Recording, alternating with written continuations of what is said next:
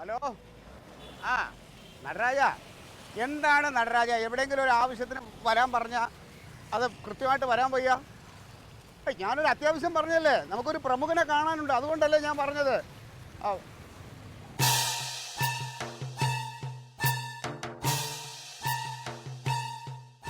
നടരാജ, ഞാൻ വിളിക്കാം.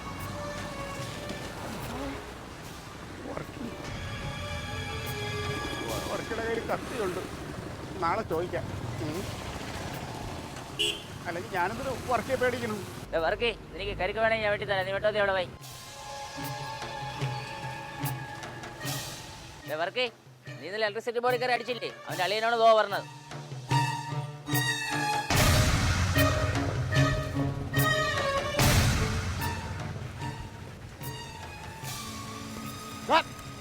അവിടെ നിന്ന് വർക്കി, അവിടെ നിന്ന് ഞാൻ പറയണമെന്ന് കേൾക്കണം. അയ്യോ സാർ ഒന്നും പറയണ്ട സാറേ. സാറിന്റെ അളിയൻ വെറും നിരപരാധിയെ, എല്ലാ തെറ്റും എൻ്റെ ഇല്ല. സാർ ഒന്നും പറയില്ല. സാർ എങ്ങനെങ്കിലും എന്നെ ഇനി പോലീസ് പിടിപ്പിക്കാതെ നോക്കണം എന്ന് പറയാ. അങ്ങനെ വർക്കി, നീ കാണിച്ചത് മഹാമോശമായി പോയി. എന്റെ അളിയനാണ് കേസ് കൊടുത്തേക്കുവാ. എൻ്റെ പൊന്ന് സാറേ, ഇനി എനിക്ക് ജയിലിൽ പോകാൻ വയ്യാത്തോണ്ടാ. സാർ എങ്ങനെങ്കിലും സാറിന്റെ പാർട്ടിക്ക് വേണ്ടി പണ്ട് ഞാൻ അടിയും വെട്ടും കുത്തുമൊക്കെ കൊണ്ടിട്ടല്ലേ ഉള്ളൂ സാറേ. അത് പാർട്ടിക്ക് വേണ്ടി. ഇത് എന്റെ അളിയന്റെ നേരെയൊക്കെ നീ അങ്ങനെ ഇറങ്ങാന്ന് പറഞ്ഞാൽ ഇതൊന്നും ശരിയല്ല സാറേ. എങ്ങനെങ്കിലും ഒന്ന് അഡ്ജസ്റ്റ് ചെയ്ത് സാറേ. സാറേ 10-17 വയസ്സായ ഒരു മോളുണ്ട് എനിക്ക്.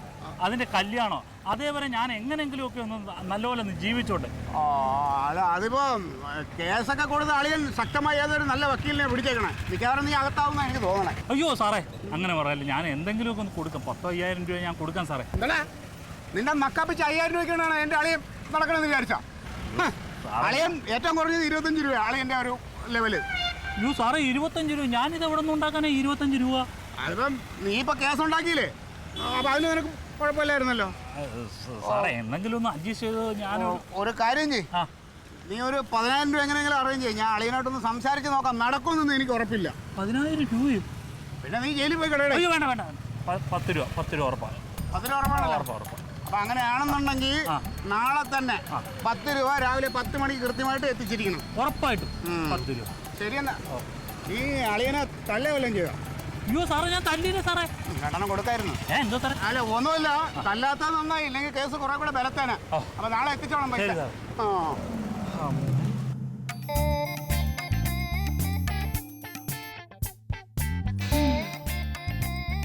നിങ്ങളിതിങ്ങനെ ടെൻഷൻ അടിക്കണത് എന്തിനാന്ന്? ഇത് അത്ര വലിയ സംഭവമൊന്നുമല്ലല്ലോ. ഒരു ചെറിയൊരു കശപിശ അത്രല്ലേ ഉള്ളൂ. അതൊക്കെ ആണുങ്ങളാകുമ്പോൾ സംഭവിക്കുന്നതാണ്. ഇതിപ്പോ ഞാൻ തന്നെ പോയാൽ മതിയായിരുന്നു. വേണമെങ്കിൽ ബുള്ളറ്റ് വർക്കിൻ്റെ അടുത്ത് പോയിട്ട് ബുള്ളറ്റ് വർക്ക് ഞാൻ ആളറിയാതെ പറ്റിപ്പോയതാണ്, മാപ്പാക്കണം എന്ന് പറഞ്ഞാൽ എന്തായാലും കേൾക്കില്ലേ? അയാളെന്താ മനുഷ്യനല്ലേ? എന്തിന് ബുള്ളറ്റ് വർക്ക് എടുത്തെന്ന് പറ. അല്ല, ഞാൻ പോകാൻ വേണ്ടി പറഞ്ഞാലോ, വെറുതെ പറഞ്ഞതാണെന്ന്. എന്റെ ഏട്ടാ, നിങ്ങളൊന്നും മിണ്ടാതിരിക്കേ. വലിയ വായു കിടക്കണം നാക്കുണ്ടായിരുന്നില്ല. പണ്ടേ പട്ടി കൊണ്ടുപോയനെ. ഇവിടെ മനുഷ്യനൊരു സമാധാനം ഇല്ലാത്ത. എന്ത് സമാധാനക്കേടെന്ന്? വല്ല കൂസലുണ്ടോ നോക്കി ഇരിക്കണില്ലേ?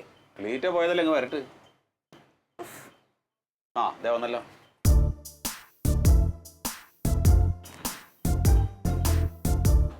എന്താ കളിയാ? എന്തപ്പോ എന്റെ നിലപാട്? വർഷങ്ങളായി ഞാൻ ഉണ്ടാക്കിയെടുത്ത രാഷ്ട്രീയ ഭാവി ഉണ്ടല്ലോ, ഒരു നിമിഷം കൊണ്ട് ഇല്ലാതാക്കി കളഞ്ഞവൻ. ആര്? ആരും? നീ തന്നെടാ. എന്താണ് അപ്പൊ നീ സംസാരിച്ചില്ലേ? എടി, എന്നെ പോലെ ഒരു പ്രമുഖനുണ്ടല്ലോ, ആ ഗുണ്ടയുടെ മുമ്പിൽ അടിയറവ് വെക്കേണ്ടി വന്നു. എന്താ ഉണ്ടായേ? ഈ ബുള്ളറ്റ് എന്ന് പറഞ്ഞപ്പം ഞാൻ വിചാരിച്ചില്ല അവൻ ഇത്രയും കടുംപിടുത്തക്കാരനായിരിക്കും. ആ 50 മില്യനും അടുക്കുന്നില്ലേ. ഞാൻ അവനോട് നല്ലപോലെ പറഞ്ഞു, എന്റെ പൊന്ന് ബുള്ളറ്റ് അറിയാതെ പറ്റിപ്പോയതാണ്, അളിയനൊരു എടുത്തുചാട്ടം കാണിച്ചതാണെന്ന്. എനിക്കതൊന്നും അറിയേണ്ട കാര്യമില്ല. എന്റെ സ്വഭാവം വെച്ചിട്ട് നിനക്കറിയാലോ, ഞാൻ അടിയാ. പക്ഷെ എന്നിട്ടും ഞാൻ ആത്മസംയമനം പാലിച്ച് ഇവന് വേണ്ടിയിട്ട്. ഓ, അപ്പൊ അവ ഒരടി പറകോട്ട് വെക്കാൻ തയ്യാറല്ല. ഇല്ല, നിന്റെ കഴുത്തെടുത്തിട്ട് അടങ്ങുള്ളൂ എന്ന് അവൻ പറഞ്ഞേക്കണേ. അതിനവൻ പള്ളി പറഞ്ഞാ മതി. ഞാനൊന്ന് പോയി പറയട്ടെ. നീ എന്ത് പോയിട്ട് പറയും? നിങ്ങളും മിണ്ടരുത്.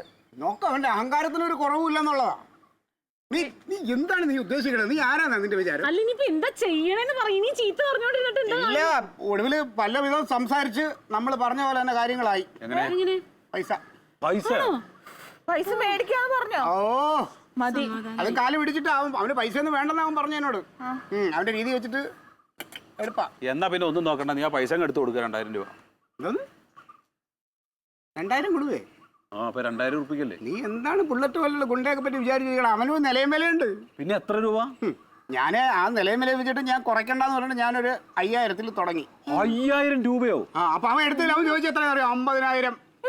ആ 50,000 രൂപ വെറുതെ ഒരു അങ്ങോട്ടും ഇങ്ങോട്ടും ഒന്നും നല്ല ഉണ്ടായിരുന്നു. 50,000 രൂപ. നിങ്ങളൊന്നും മിണ്ടാൻ നിൽക്കാമോ? നിങ്ങളുടെ ഈ സ്വഭാവം കൊണ്ട് എല്ലാം നശിക്കണത്. ഒടുവിൽ ഞാൻ എന്ത് ചെയ്തു? 10 പറഞ്ഞു. 10 പറഞ്ഞപ്പോൾ അവൻ 40 ആക്കി. 40 ആക്കി. പിന്നെ ഒടുവിൽ ഞാൻ 15 ആയി. ഒടുവിൽ അവൻ 30 ആയി. ഇപ്പൊ എത്രയാന്ന് പറ. അവസാനം പറഞ്ഞു വന്നപ്പോ 20 രൂപയിൽ എല്ലാം സെറ്റിലാക്കി. എത്ര രൂപ? 20,000-ൽ. ഞാനൊരു കാര്യം ചോദിക്കട്ടെ, നീ 10,000 രൂപ എന്ന് ആദ്യം പറയാൻ പോയത് എന്തിന്? നിന്റെ കഴുത്തിന് മുകളിൽ തല വേണ്ടേ? എടാ നീ 10,000 രൂപ എന്ന് പറഞ്ഞിട്ടാണ് 20 എന്ന് പറഞ്ഞത്. ഏട്ടാ, നിങ്ങൾ- ഈ 2000-ൽ തുടങ്ങിയിരുന്ന കണ്ടല്ലോ, കൂളായിട്ട് സംഭവം നടന്നേനെ. ഒന്ന് മിണ്ടാൻ നിൽക്കാമോ നിങ്ങൾ? ഒന്ന് വേണം വെക്കല. എനിക്കൊരു ഫോൺ വിളിക്കാനുള്ള സമയം എന്താ?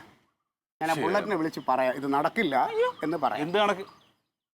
വിളിക്കാൻ പറ്റട്ടെ, നമുക്ക് ആലോചിച്ചിട്ട് മതി. എന്താ ആലോചിക്കാൻ? ആലോചിക്കട്ടെ. നിങ്ങൾ ഇനി എന്താ ആലോചിക്കാൻ പോണത്?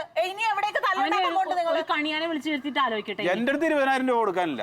നീ പിന്നെ എന്ത് ചെയ്യാനും ഉദ്ദേശിക്കണേ? അളിയാ ഇതൊക്കെ ആലോചിക്കണ്ട ഇപ്പോഴല്ല, ആദ്യമേ ആലോചിക്കണമായിരുന്നു. ഇത് തള്ളിയില്ലേ അപ്പൊ ആലോചിക്കണമായിരുന്നു. ക്ലീറ്റോ ചേട്ടാ, 20,000 രൂപ ഞാൻ തരാം. 20,000 രൂപ നീ എവിടെ എടുത്ത് കൊടുക്കാനടി? എന്റെ സ്വർണ്ണം മുഴുവൻ വിൽക്കുമെന്ന് ഞാൻ പറഞ്ഞില്ലേ നിങ്ങളോട്? ഒരു കാര്യം ഞാൻ പറഞ്ഞേക്കാം, ഇത് അവസാനത്തെയാ. ഇനി എന്തെങ്കിലും പ്രശ്നം ഉണ്ടാക്കിയിട്ട് വന്നാ വിൽക്കാൻ എന്റെ ഈ സ്വർണ്ണം ഇല്ല. നിന്നെ പറഞ്ഞാണ് കുഴപ്പമായത്. ഞാൻ പോയാൽ മതിയായിരുന്നു. ഇത് ശരിയാവൂല. ഞാന് ഇത് എനിക്കറിയാം. ആ വിളിക്ക്, ഇവൻ എന്താന്ന് വെച്ചാ ചെയ്യട്ടെ.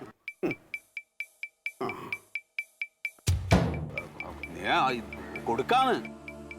നീ അതിനെന്തിനാണ് ഇടക്കിടക്ക് ഇങ്ങനെ ഫോൺ വിളിച്ചിട്ട് എന്നെ പഠിപ്പിക്കാനാ? 20,000 രൂപ കൊടുക്കാൻ നേരിട്ട് വന്നിരിക്കുകയാണ് പോങ്ങാൻ. ഞാനങ്ങ് പോയാൽ മതിയായിരുന്നു. ഉണ്ടല്ലോ എല്ലാത്തിനും കാരണം നീ ഒരുത്തിയാ കേട്ടോ. പേടി കൊണ്ട് പറയുന്നതാണ്. പേടിയുണ്ട്. കെട്ടിയനെ ജീവനോടെ വേണമെങ്കിലേ പൈസ നാളെ റെഡിയാക്കി വെച്ചോ കേട്ടാ.